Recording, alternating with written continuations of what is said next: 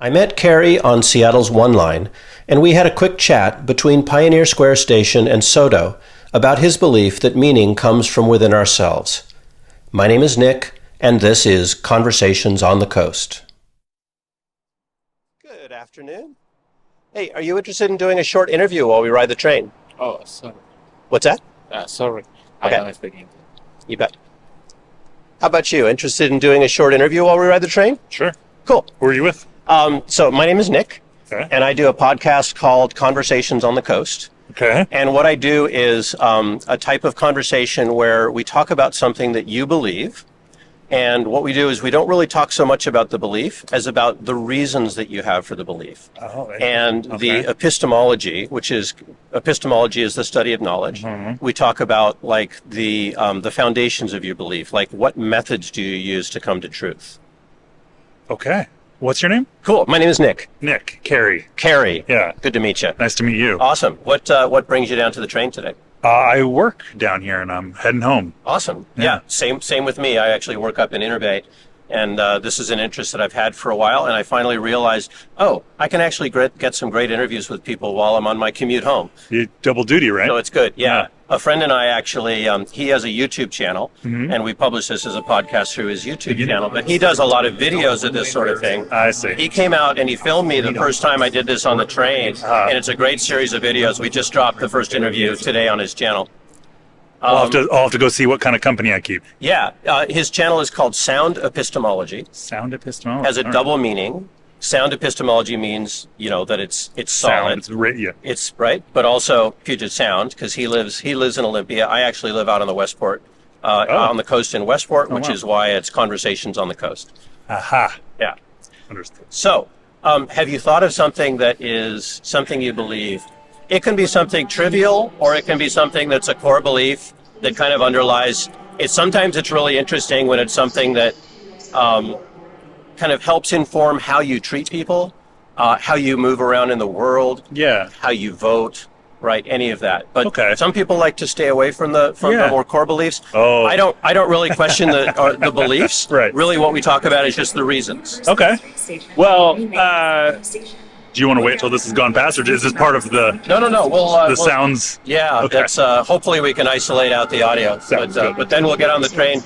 I get off at SoDo. Okay. So we don't have a lot of time. Oh, okay. Yeah, we'll be quick then. Well, then I won't get too stem windy. Well, I would say that I'm fairly, what's the right word for it? The sort of existentialist belief that sort of like we create meaning ourselves. There is no like grander. Nice. There is Starting obviously. there is no like structured morality for us. We have to find it ourselves. Yeah. Oop, We'll just find a I know, Find a busy. spot here? It's commuting Yeah. times, yes. So, I think that leads me to really believe that, we are happier and we are better, and when we work cooperatively Okay. as a group, Good. and that that is, I would say, the basis for a lot of whatever like my decisions about, just how life can be enriching for the most amount of people, right? And to minimize the amount of human misery. I think that's like the whole point to me. Nice. So I think what is interesting, or at least I think what's interesting about me, and not is that like it comes out of a belief that there really isn't anything concrete to sort of base that off of. It's not because you're gonna go to hell, or that there's like, Sure. but and so I think that sometimes people might assume that that's a set of beliefs set based on a non-existence of something, a lack of something, which then like why wouldn't people just act selfishly? And I think that because that's ultimately not very satisfying, Right. right? Like Yeah. So we need to decide for ourselves. yeah. Yeah. And that the only thing that's truly enriching and fulfilling in life is to be of service to other people and to live in community and to cooperate. So what would you say is your main reason for believing that? I think everything else just feels very empty. Okay. It's really like nothing else that I've thought of, nothing else that I've experienced or read about or whatever has given nearly as much sort of meaning and purpose to me, nor has felt in any way satisfying. Okay. So why is feeling like something has meaning and purpose a good reason to believe that it's true? Oh, interesting. I'm not sure that capital T true is really what I think. I think that you have one lifetime worth of experience, and it is my thought that, interesting. I don't know that it's true that is the best way to live a life, but to me it is the most clear argument for why you would, is that's the most way to have it be fulfilling and worth something. What worth is doing a lot of work in that sentence, I know, but like, I think that in a universe of no good reason, the best reason wins, least worst kind of thing. And I think that the thing that I've thought of that I said before is kind of the least worst thing I've been able to think of. Yeah. Capital T true. Ugh, that just the concept of calling something that makes me uncomfortable. Yeah. What if it was just little t? Little t true. Then we could quibble for sure. We shouldn't be held back by the size of the t, right? That could definitely be true. So, what would the consequence be for you in your life if you didn't hold that belief? That's a really good question. I think, I assume I may be either less fulfilled or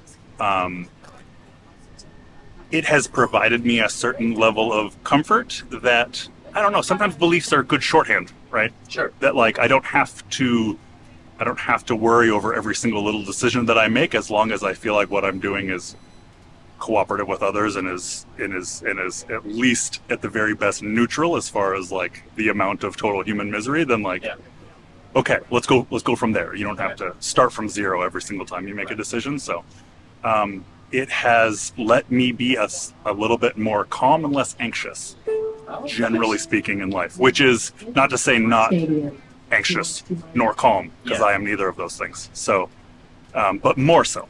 Okay. So is something making you less anxious a good reason to believe that it's true? I know I'm going to keep going back to the yeah. So I think that it's good to split those things up between. I would say that's a hard thing to say. I would say probably not. I think that what everyone should be. Well, I think I need to be wary of anything that to me feels like too much of a shortcut.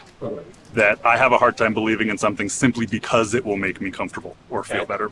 And that is what was very, very unsatisfying to me when thinking about, like being 15 years old and being, like really interested in Buddhism or whatever, go on these sort of spiritual journeys. And I found those all to end up being very hollow for me, because they did feel like simple salves for anxiety rather than answers to any sort of deeper question, which was like, well, why?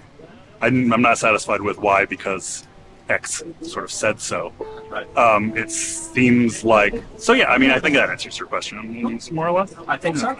Yeah, and we're coming up to my stop in just a minute. Yeah. So, yeah. Pack along to a little. That's a really interesting experience. Yeah. Thank indeed. you for Yeah, thank you. And tell me your name again, because I instantly forgot. Cary. It's Cary. What is it? Cary. Cary. Yeah. Awesome. And I'm Nick.